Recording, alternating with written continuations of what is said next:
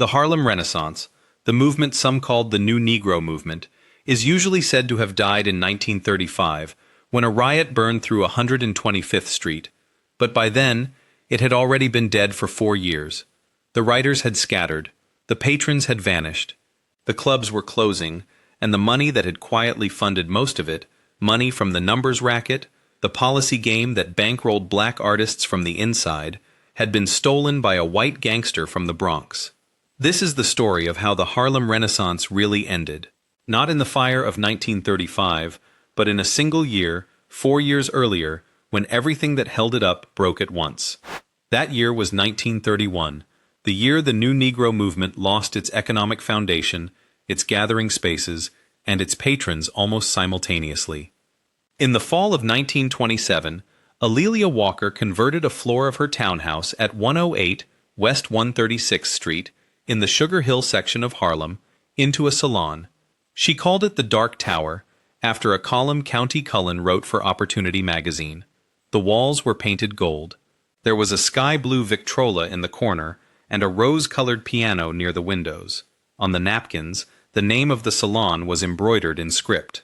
Walker was the only child of Madam C.J. Walker, the woman widely recognized as the first self-made black female millionaire in America.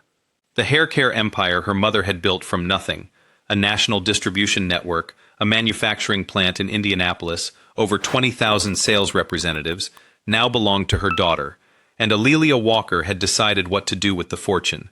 She'd spend it on the people making the art. The parties she threw in that 4-story double townhome were legendary. Langston Hughes, Zora Neale Hurston, Bruce Nugent, Aaron Douglas, County Cullen.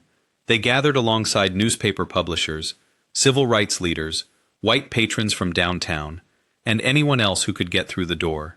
Hughes described the scene plainly. Unless you arrived early, there was no way of getting in.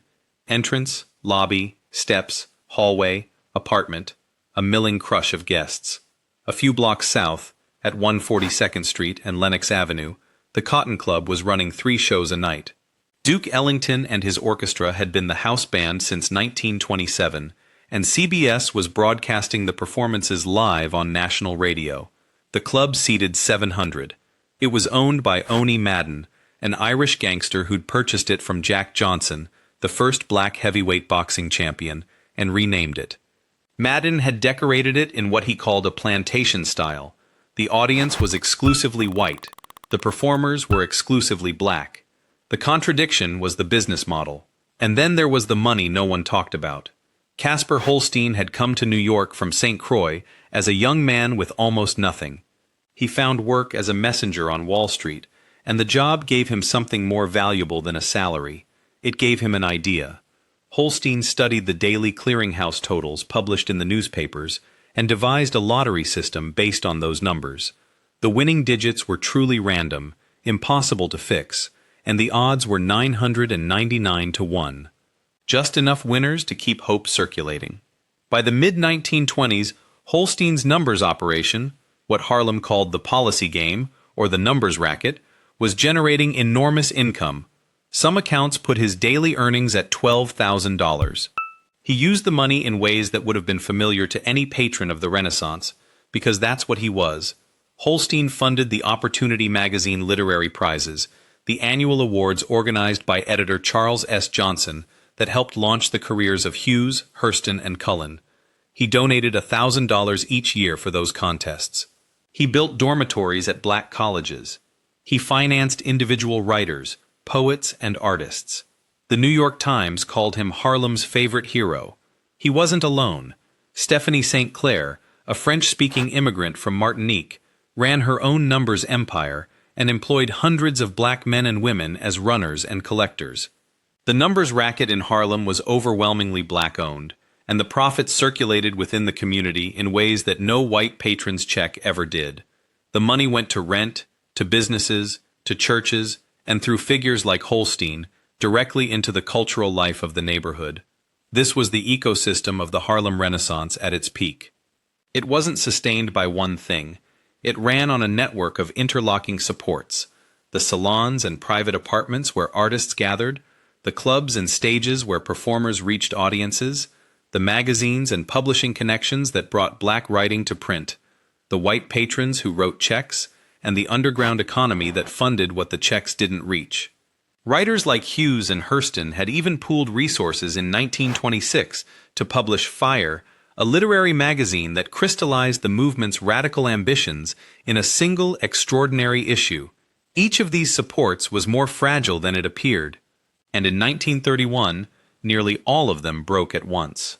The story of how black people came to live in Harlem at all begins with a man named Philip Peyton.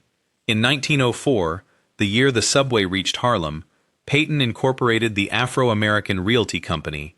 The neighborhood had been built for wealthy whites.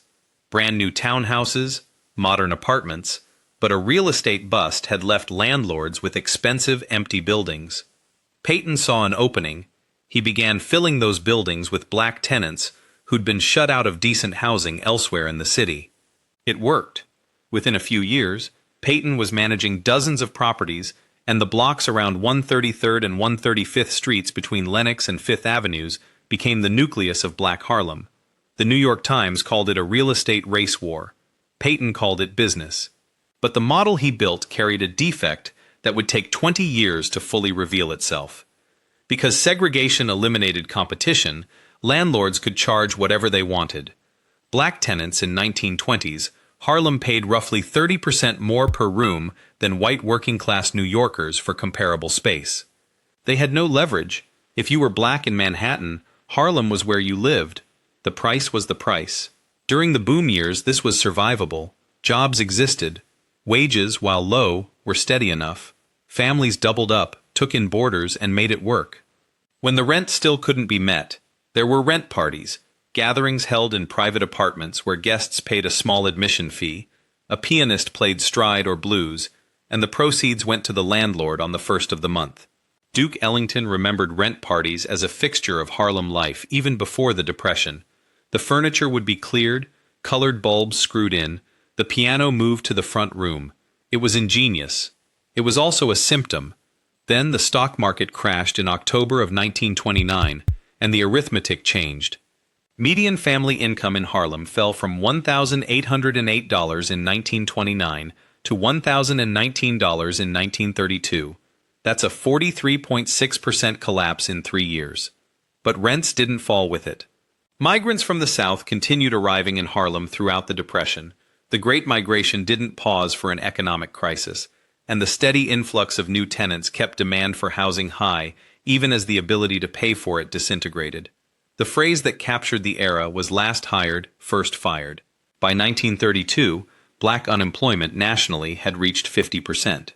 In Harlem, jobs that had once been considered beneath white workers, domestic help, elevator operators, garbage collectors, were suddenly being taken by whites who needed any work they could find.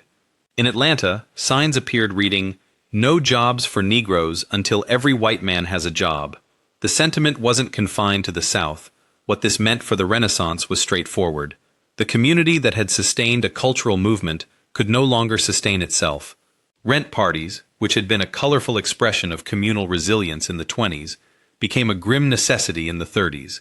The surplus that had allowed a neighborhood to support its poets and painters and musicians, the small donations, the ticket purchases, the magazine subscriptions, the tips at the clubs, evaporated because there was no surplus left.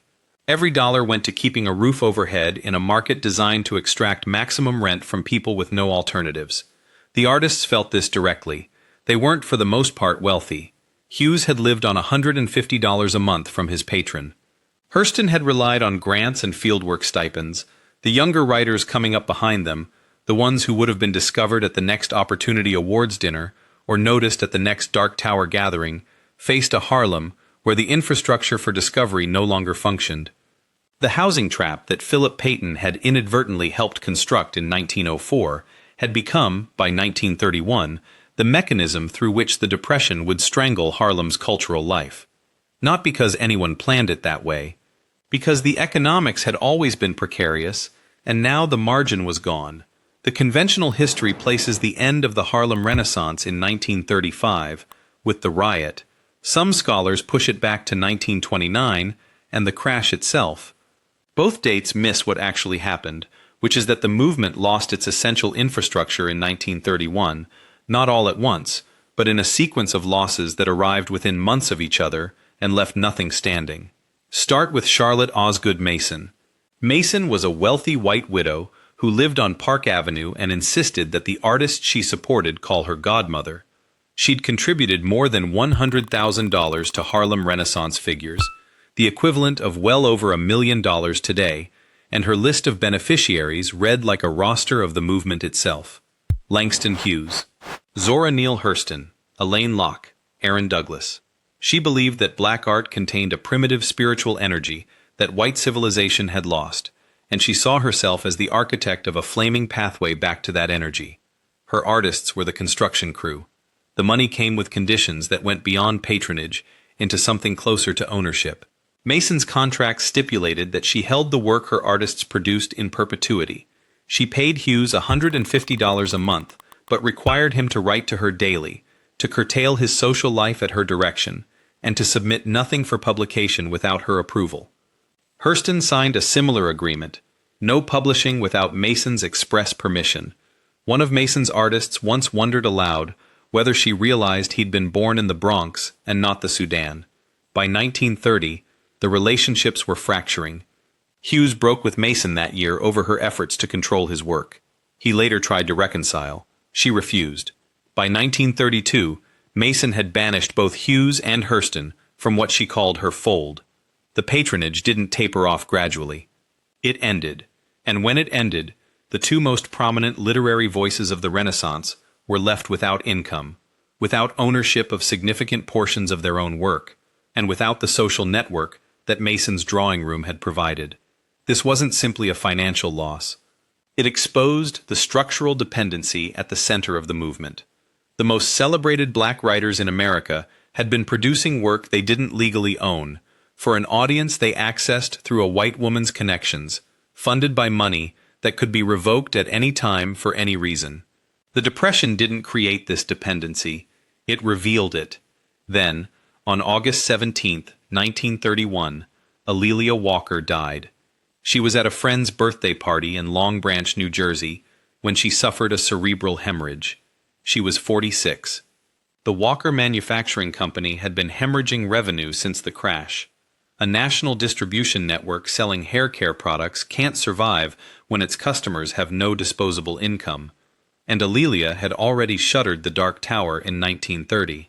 She'd begun auctioning off the antiques and art from Villa Lewaro, the 34-room estate in Irvington that her mother had built. She'd mortgaged the property. Over 11,000 people came to her, viewing at a Harlem funeral parlor. At the burial in Woodlawn Cemetery, an aviator named Hubert Julian, known as the Black Eagle, flew over the site and dropped dahlias and gladiolas from his plane. Hughes wrote about her death with the plainness of someone who understood what it meant. That was really the end of the gay times of the new Negro era in Harlem. The Depression brought everybody down a peg or two, and the peg they were on was already low. Walker's death didn't just remove a patron, it removed a gathering point. The Dark Tower had been the place where the Renaissance socialized itself into existence, where writers met publishers, where painters met critics, where the movement became aware of itself as a movement. Without it, there was no comparable space. The townhouse was eventually rented to the city of New York, which used it as a health clinic. In 1941, it was demolished. The city built a public library on the site and named it after County Cullen. Meanwhile, Casper Holstein's empire was under siege. Dutch Schultz had been circling Harlem's numbers racket since the late 20s, and by 1931, the violence was accelerating. Holstein had already been kidnapped once, in 1928, held for ransom by white assailants. The numbers king who'd funded Opportunity's literary prizes and built dormitories at black colleges was now fighting for survival against a man who had Tammany Hall on his payroll and no reservations about murder. Dutch Schultz was born Arthur Flagenheimer in the Bronx. He'd built his fortune during Prohibition, running beer to speakeasies across New York. When Prohibition ended in 1933 and the bootlegging profits disappeared, Schultz looked for the next revenue stream. He found it in Harlem. The numbers racket had been operating in black neighborhoods for years. generating what some estimates placed at $12 to $14 million annually by the mid-1930s. White gangsters had largely ignored it. They considered it a small-time game played by poor black people, not worth the trouble. But Schultz understood the math. Millions of dollars were flowing through a network of policy bankers and runners who had no political protection, no police allies, and no capacity for the kind of organized violence that the mob could deploy. He gave Harlem's black numbers operators three choices: hand over the business entirely, continue running it, and surrender a percentage of the profits, or face the consequences of refusing. The consequences weren't abstract. An estimated 40 murders and 6 kidnappings accompanied the takeover.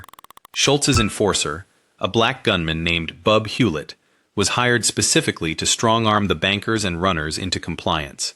Those who refused were beaten, cut, or shot. Schultz also mobilized something the black operators couldn't match: his political connections. Tammany Hall leader James Hines was on Schultz's payroll, which meant police officers, bail bondsmen, lawyers, and court officials functioned as active participants in the takeover rather than obstacles to it. By the early 1930s, only about 20 policy banks remained out of the roughly 40 that had been operating. Most of the surviving black bankers had been reduced to middlemen, processing bets and managing runners while the profits flowed uptown to Schultz. The numbers racket still employed black workers. The money it generated no longer stayed in black hands. Stephanie St. Clair fought back. She organized the remaining small black policy owners, launched a public campaign encouraging black customers to buy policy slips only from black runners, and took out newspaper advertisements denouncing Schultz and the corruption that protected him. She was convicted in 1930 and sentenced to 8 months in a work camp. She continued fighting after her release. Holstein didn't fare as well. The kidnapping in 1928 had shaken him, and the sustained pressure from Schultz's operation left him diminished. By 1934, Holstein had retired from the numbers game, following a brokered truce between the factions. The man who'd funded the literary prizes that discovered Langston Hughes now lived quietly on income from real estate and mortgages. He died in 1944. More than 2,000 people attended his funeral at Memorial Baptist Church in Harlem. The destruction of the black numbers racket isn't typically included in accounts of the Harlem Renaissance's decline. It should be. Holstein's philanthropy hadn't been incidental to the movement. It had been structural. The Opportunity Literary Awards didn't simply honor writers who were already established. They introduced unknown writers to publishers, critics, and patrons at annual dinners attended by 350 people. Dinners that Charles S. Johnson had conceived as engines of discovery, not just celebration. When Holstein's money disappeared, the awards lost their primary funder. The Urban League held its last gala in 1933, concluding that the money and interest to sustain the tradition were no longer available. This is the connection that the standard narrative misses. The Renaissance wasn't killed only by the absence of white money. It was killed by the theft of black money, the only significant capital flowing into Harlem's cultural life that the community itself controlled. When Schultz took the numbers racket, he didn't just take a gambling operation, he took the economic engine that had allowed Black Harlem to fund its own artists on its own terms, outside the approval and ownership structures of white patronage. And unlike the white patrons, who might have returned when the economy recovered, the numbers racket never came back to black hands. After Schultz was assassinated in Newark in October of 1935, control passed to other organized crime figures. The pipeline was permanently severed. On March 19, 1935, a 16-year-old black Puerto Rican boy named Lino Rivera was caught stealing a 10-cent penknife from a store on 125th Street. What happened next is disputed. Employees may have grabbed him, he may have been taken to a back room, but what mattered was the rumor that spread through Harlem within hours. The boy had been beaten. The boy had been killed. Neither was true. Rivera was released unharmed, and the police later brought him from his mother's apartment to be photographed with an officer, distributing copies throughout the neighborhood to prove he was alive. It didn't matter. By evening, more than 10,000 people were in the streets. The riot lasted into the early hours of the next day. 3 black people were killed. Over 100 were injured. 125 were arrested. Approximately 200 stores were damaged, with property losses estimated at $2 million. District Attorney William Dodge blamed communist agitators. Mayor Fiorello LaGuardia formed a biracial commission to investigate. The commission produced a report titled The Negro in Harlem, a report on social and economic conditions responsible for the outbreak of March 19, 1935. LaGuardia suppressed it. The report described what anyone living in Harlem already knew: widespread discrimination, police brutality, an economic collapse that had hit black residents harder than any other group in the city, rents that hadn't adjusted to the reality of 50% unemployment, a neighborhood that had been celebrated a decade earlier as the cultural capital of Black America and was now defined by poverty and anger.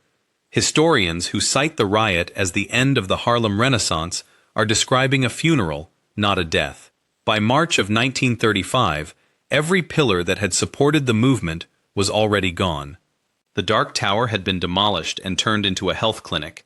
The Godmother had retreated to Park Avenue and severed her connections to black artists. Holstein was in retirement. The numbers money was in white hands. The Opportunity Awards dinners had ended.